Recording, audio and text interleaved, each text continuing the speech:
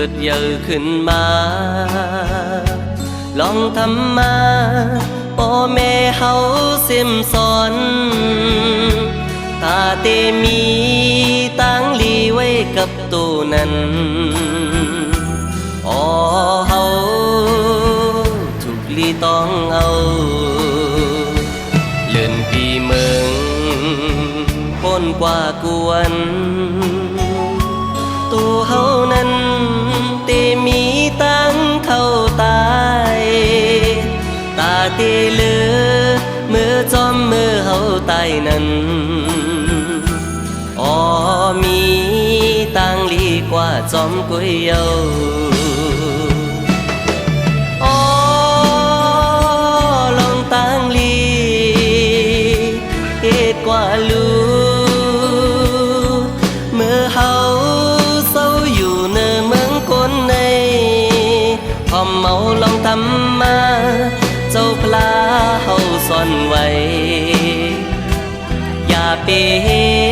ดลองตังอากูสูลีหูโตเฮ้มันไว้อยู่เยา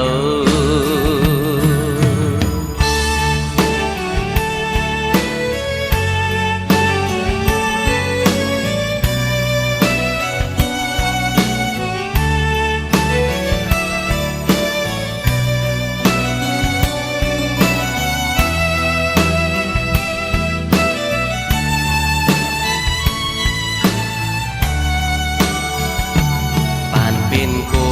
นเกิดเยอะขึ้นมาลองทำมาพ่อแม่เฮาซิมสอนถ้าเตมีตังลีไว้กับตัวนั้นอ๋อเฮาถูกลีต้องเอาเลื่อนปีเมืองพ้นกว่ากวนตัวเฮานั้นเตมีตังเข้าตายตาเตเลือเมื่อจอมเมื่อเฮาตายนั้นอ๋อมีตังลีกว่าจอมกุยเยาอ๋อลองตังลีเฮ็ดกว่าลูเมื่อเฮาพอมเมาลองทำมาเจ้าพลาเฮาซ่อนไว้อย่าไปเฮ็ดลองตังอากูสูลีหูโตเฮ้มันไว้อยู่เยา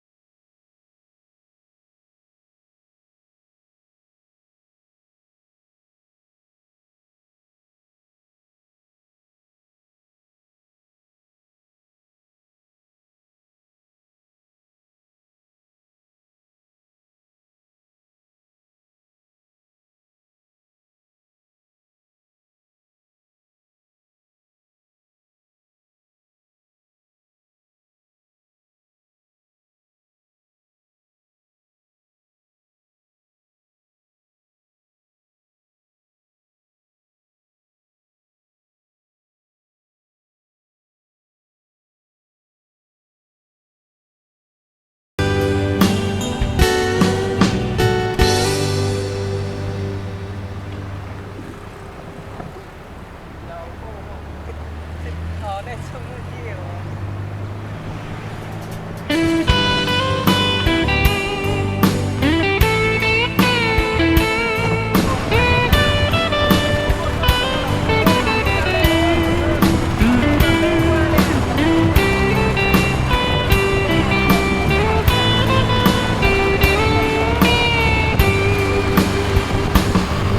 นั่นคือทำตราปออำพายสืบผู้แต่นเฮ็ดสร้างกว่านั้น เจ้าเฮาเป็นเธอพันเข้าตั้งศาสนา สอนกลเจ้าลง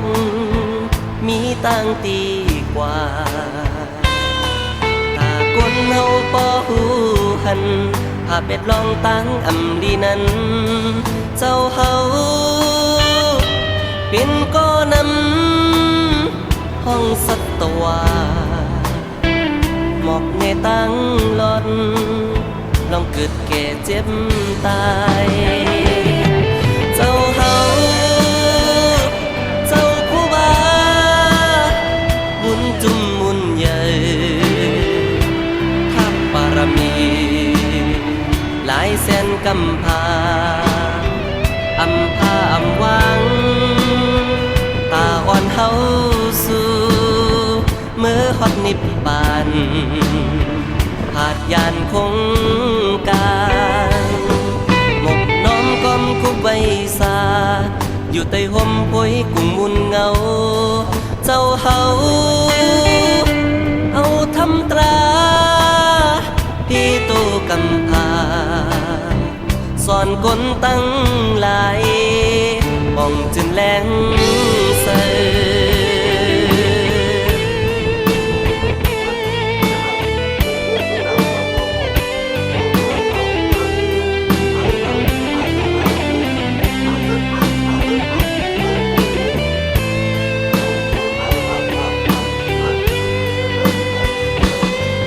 นั่นคือทำตราปออำหายสืบผู้แต่นเฮ็ดสร้างกว่านั้น เจ้าเฮาเป็นเธอพันเข้าตั้งศาสนา สอนกลเจ้าโลกมีตั้งตีกว่า ตากลเฮาปอหูหันพาเป็ดลองตั้งอำลีนั้น เจ้าเฮา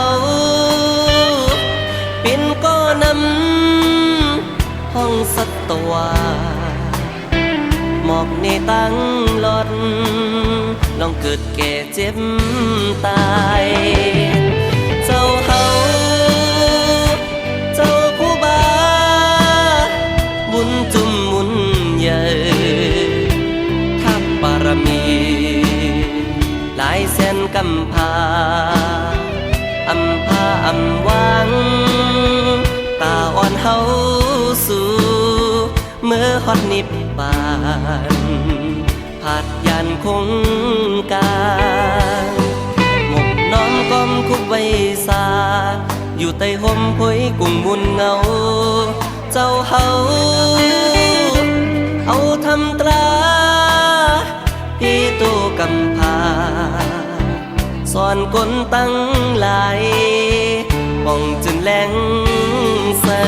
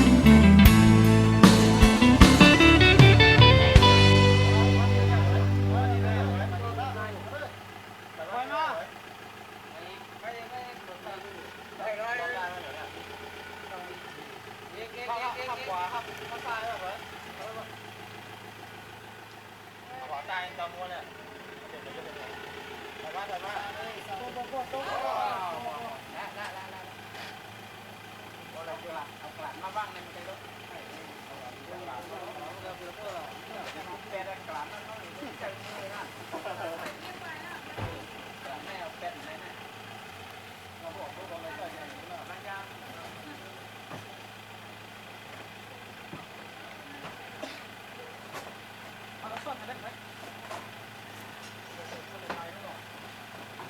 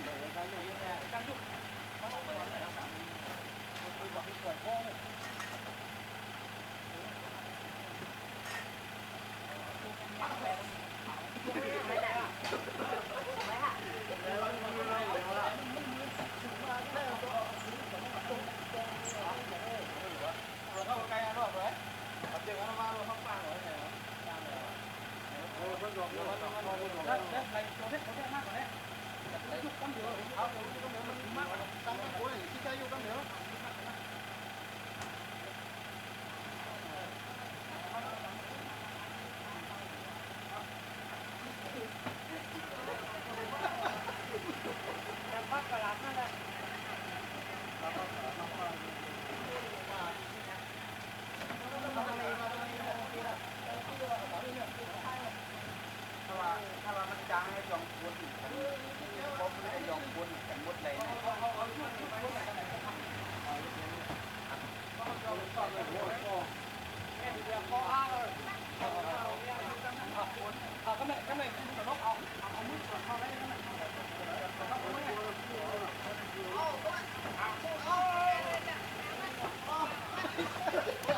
ต้องปีบอกเนอะนี่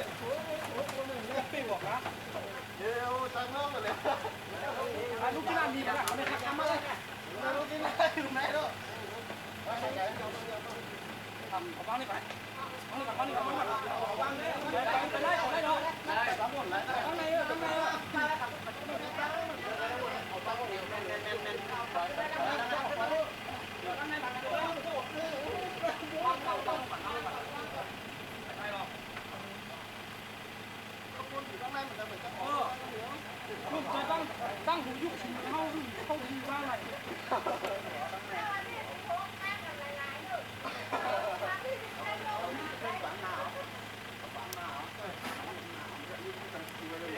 เดี๋ยวมุนเปิ้ลที่ต้องตวงก่อนได้ใครออกข้อมันว่ายุบจัดต้องเยอะนะตรงนี้นะมีตั้งใจให้ข้อมันตั้งแล้วเลยก่อนตั้งก่อนก่อนเดี๋ยวเจ๊เอาไหนเนี่ยตั้งเจ๊เนี่ยเดี๋ยวตั้งหลังอะไรนะตั้งหลังเขาเหมือนไรตัวตั้งหลังเขาในมุกได้มาได้อ้าวได้ไหมเจ้าชามันที่ไหนออกมา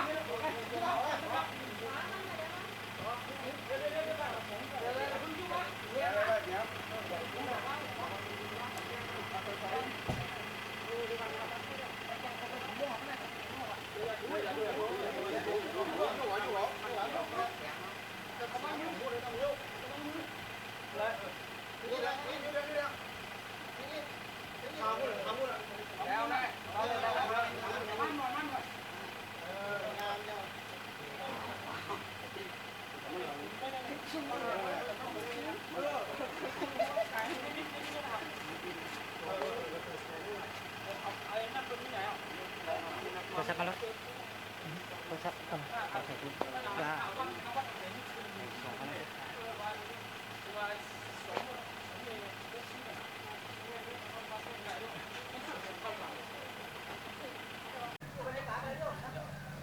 ครับ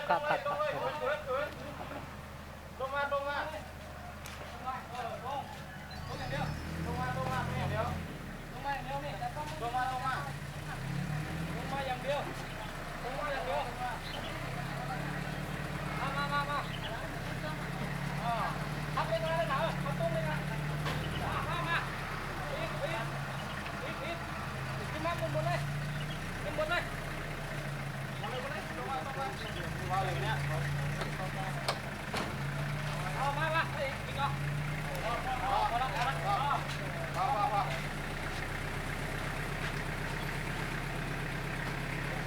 เอาพลังมาเอาว่าห้องนี้ก็ได้เอาว่าห้องนี้เอาเพิ่มมาร้อนเสียง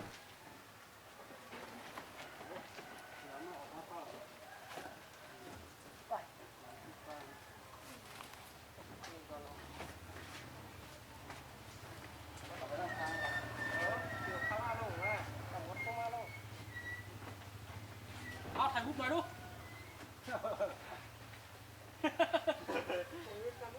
เอาโทรศัพท์ถ่ายหน่อยดิมันจะใช้ในการนี่ก็อยู่หรือโทรศัพท์ผมมีในนั้นเหรอเอามาดีกว่าเรื่องถ่ายวิดีโออะไรก็ได้วะถ่ายวิดีโอเนาะ อ้าวได้ละ โอเค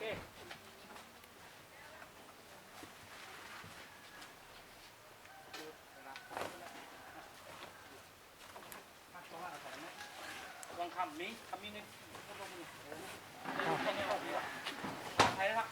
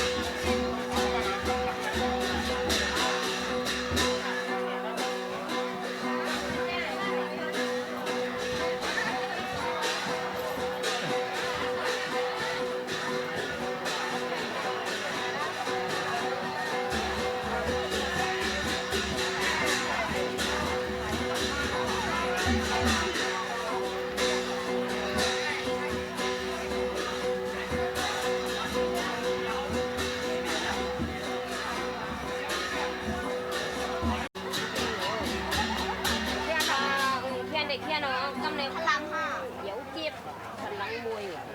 พลังลูกกันสามมืออ่ะมาเลย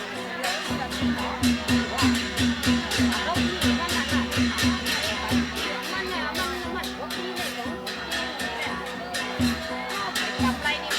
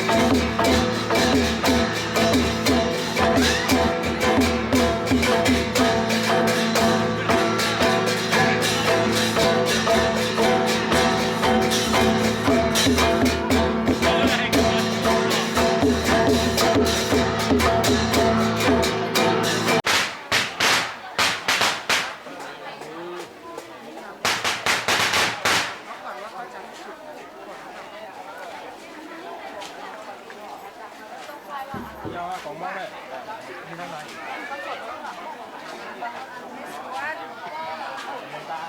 เราต้องไปเข้าเราต้องบนเข้าครับต้องเข้าบนเข้า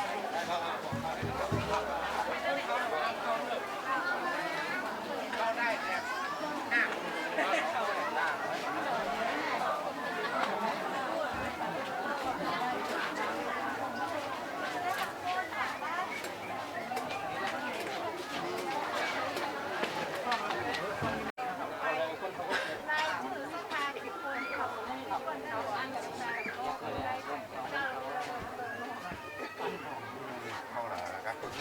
ลายจืดของเขาอุปกรณ์หนาฉันในใจนี่แหละ มีในใจพระเจ้านี่มดนะลุงเพราะว่าเดี๋ยวนี้เขาไม่ได้ไป อันนี้เดี๋ยวจะกั้งก็เอาไปยุบไปปลูกไปยุบพาวไปใจใส่ เอาใส่เพื่อเอาลงเหมือนเอากำเดียวแล้วพอทีนี้แล้วเอาเนี่ยแล้วเอาหมดโกนเข้าทุกคนละเนาะโกนเข้าเอาก่อนลองทำให้เดี๋ยวก็เนี่ยไปเอาจนโกนเข้าลุกตามประเพณีบ้านกูแล้วกูโกนนี่นะน้อยหลังเสียงคืนหรือว่าพระเจ้าก็หนักโกนแล้วนั่นน่ะเนาะนะพอทีนี้แล้วเมื่อสู่ไก่เนาะพิธีนี้ดีแล้วลูก9 โมงไปเอาไปแล้วกันประมาณ10 โมง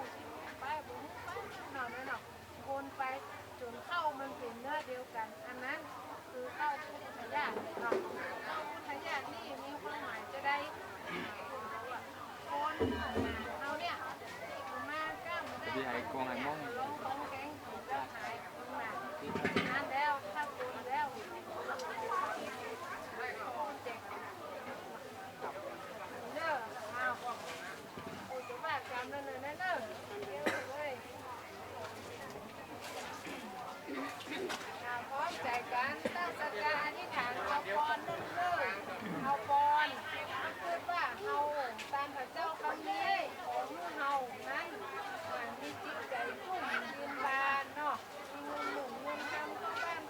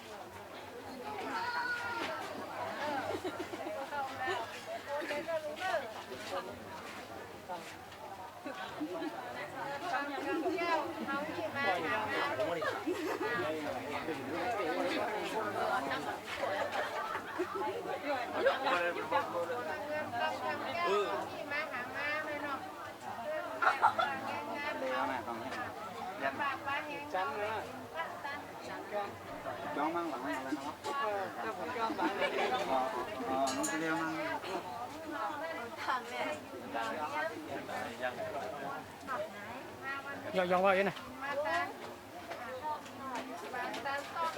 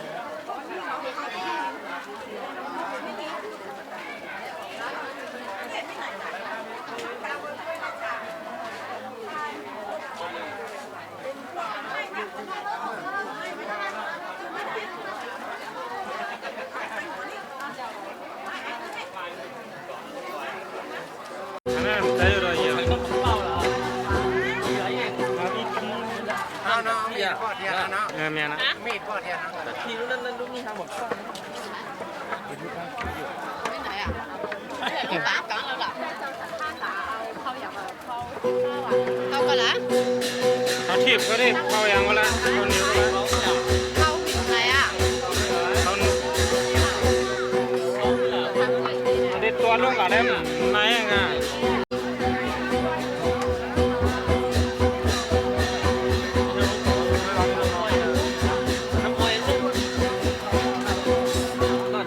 Hãy subscribe cho kênh Ghiền Mì Gõ để không bỏ lỡ